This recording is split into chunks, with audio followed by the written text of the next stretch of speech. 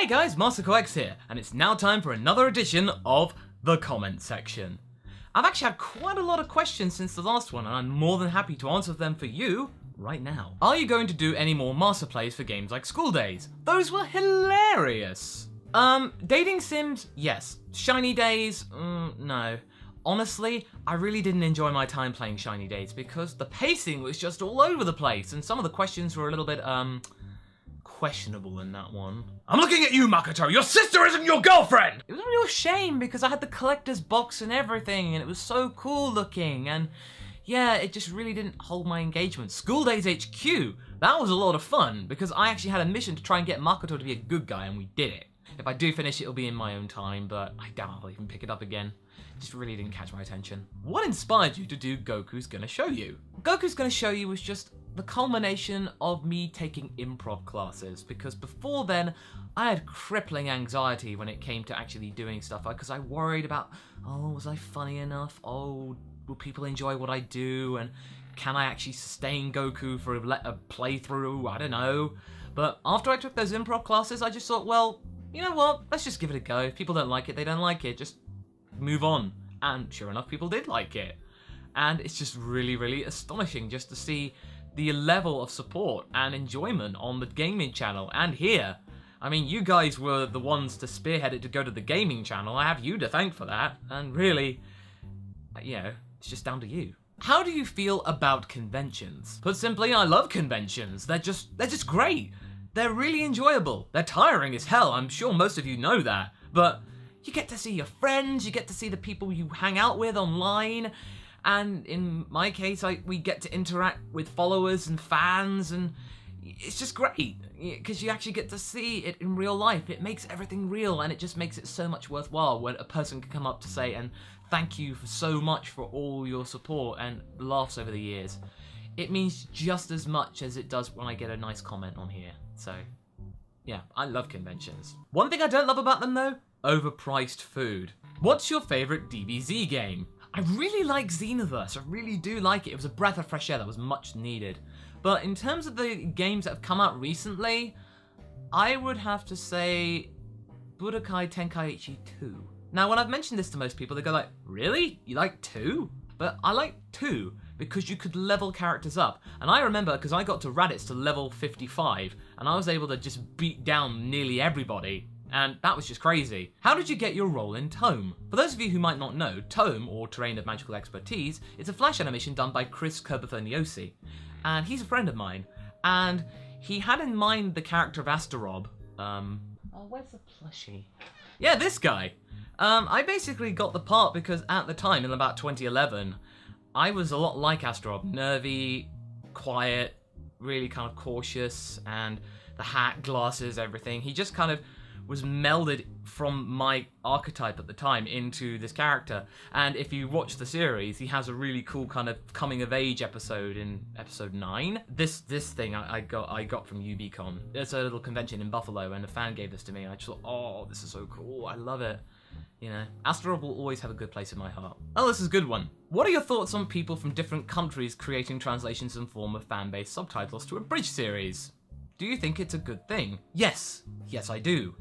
In fact, I know about a Spanish dub, a Mexican dub, a Hungarian dub, a Polish dub, and an Italian one of many of TeamFourStar's properties. I love hearing, like, Goku in Italian. It's great. I love it. How did you come to the decision in making bad fanfiction theatre? Also, have you had any professional voice acting roles like Kaiser, Lanny, Taka, etc.? But in terms of professional stuff, not quite yet. Bad fanfiction theatre, though, that was just down to the fact that I found a guy called Bren Daniel, and his channel you can find right here, and he read fanfiction a lot smuttier than the ones that I do, but still, I loved his presentation and his baritone voice. And I just thought, well, how about I bring back a character Gamington Smythe that I had from like years ago, and like have his descendant be in the form of, instead of reviewing games consoles, he reviews bad fanfiction, but instead of thinking they're bad, they're the greatest thing in the world. That's what I always stress upon. I'm never making fun of a bad fanfiction.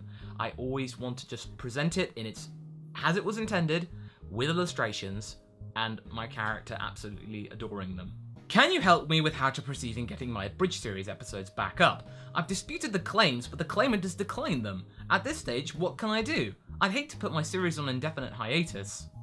Ah, okay. The fact is though, you're doing it under fair use, because I would hope that you're doing this because you're enjoying the fun of making an Abridged series. That's what we like to do at TeamFourStar. Really, if the claimant has declined it, there isn't a whole lot you can do at the moment without risking going to court. And right now, I would suggest to try, if you want to keep making them, finding a different video platform to put them on. And maybe putting a disclaimer on at the beginning. And just creating a new channel and trying again. But I think that's all I can say, honestly, at this point, if the claimant has rejected it. I had that bad luck with Kempfer, so I know exactly what you're going through. What is your favourite Dragon Ball Super episode so far? It would have to be a close tie between episode 33 and episode 15. Episode 15 with the whole Mr. Satan going Super Saiyan and Beavis and all that kind of stuff. That bit of filler I loved in Super, so I just thought that episode was great. It was a nice little bit of material. And also Goku flying through the air with the tractor. That's just hilarious. Where did you come up with the name Masako? Masako Nozawa. Simple as, really. Just got it from that because I thought Masako Nozawa was cool, and she still is. Have you ever met Sean Schemmel or Chris Ayres? Yes, I have met Chris Ayres, actually. I met him a couple of times at San Japan, and, you know, he's a real straight-up guy. Really, really down-to-earth, and just so nice and really friendly. It's a bit ironic, really, because he voices Frieza and all that, but still. As for Schemmel, I haven't actually met him yet. I mean, there was a time where I was about to meet him last year at a convention in Sunderland, SunnyCon, but unfortunately, he just fell sick and he wasn't able to attend, so that was just a bit sad. So, I don't know. We'll just have to see. I doubt it, really. Would you be willing to tell your fans about your weight loss? How did you do it? What made you decide to do it? And how did you keep it off?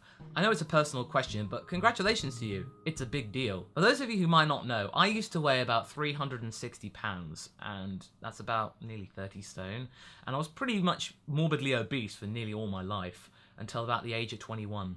And it just came to me when I was flying back from a trip to Vancouver, and we needed to get like economy plus seats just to be able to fit in it comfortably for the trip. And I just thought, that's not right. I suppose really, you can't really lose the weight until something clicks in your mind. Because if you haven't got that click moment, you're not going to be able to keep it off. And yeah, I went down to about 155 pounds by about a year and a half, 2 years later. And yeah, that was too far for me, being 6'3", 155 pounds. Oof, that's way too thin. I've kind of stabilized now at around 220, 230. And I think, yeah, that's okay. That's all right. I could be down to about 200, but, you know, I'll take that right now. But in short, I'll never be back to where I was, that's for sure. It's just really shocking to remember that all that kind of days ago and years. It's just like, wow. But all I can say is just eat less, eat right, do more. Just get some exercise in there, eat the right types of food, try and keep to proteins and water especially. Cut out soda, fizzy drinks. That's a big deal. If you're wanting something, try wait 15 minutes. If you've forgotten about it, then you didn't need it. If you still want it after 15 minutes, just have it. Really? Just don't deny yourself like that. What is your favourite Dragon Ball movie? Fusion Reborn, movie 12. Without a doubt. Whatever happened to Naruto the Abridged series? Simply put, creative differences, communication problems because time zones were becoming an issue because we were all starting to get jobs. And I don't know, something just didn't feel quite right at the time. And, you know, we were trying to like do a new setup of us both writing and then kind of meshing a script together. But ultimately, it just didn't come down really well. And ultimately, I just felt like this doesn't really feel right. So I just made the decision to leave. And that was my decision alone. And I just felt like something had just changed. And I wasn't really happy doing it anymore. Thankfully, I had a lot of support from back in the day. And it was just so wonderful just to kind of see all the outpouring of support from everybody. I still miss those days. Those were good times, and I'll never forget the days of Naruto Bridge because those were the things that got me to where I am now. So I'm not going to pretend that it didn't exist because that would be just churlish and immature. So yeah, I still hold those days in high regard. Well, that's the questions done for me, but as for Goku, let's get on with another Go Q&A! Go Q&A, yeah! Yo, what's up, my Goku? Can you teach me the ways of being a Super Saiyan? First off, you need a Krillin. Are you willing to play a 2-player game with Vegeta or Krillin? Well, I would play a game with Krillin, but he never seems to be coming out of his room after playing like Layers of Fear. I don't know what that game's about, but I hope it's layers and layers of cake. Because I like cake. As for Jeets, well, he never seems to be around. He's busy training or off on another planet or something. Hey, that's my best buddy for you! Out of all the anime characters, who is your favorite besides yourself, and who is your least favorite? I'm a cartoon? What's your favorite type of muffin? Oh, white chocolate and raspberry. That or a double muffin, because what's better than just one muffin? 2 muffins! How much bacon you got there?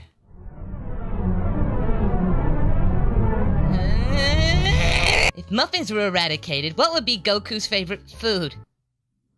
You may choose only one room to enter. A room with infinite amount of delicious food, or a room with an infinite amount of challenging opponents. How about challenging food? Or delicious opponents? Oh, don't make me choose. Delicious food. Yeah, okay, question done. I'm already hungry now. Bye! Oh my god, where are my muffins? Go Q&A, yeah! Thank you, Goku. And thank you all for your questions. If you want to have a question of your own, leave a comment in the description and I'll get to it. Anyway, thank you very much, everybody. And be sure to like and subscribe this video and share it with your friends. And just a reminder, the PO box is indeed open, and if you want to send anything my way, just check the link and the address in the description. Anyway, thank you very much, guys, and until next time, catch you later.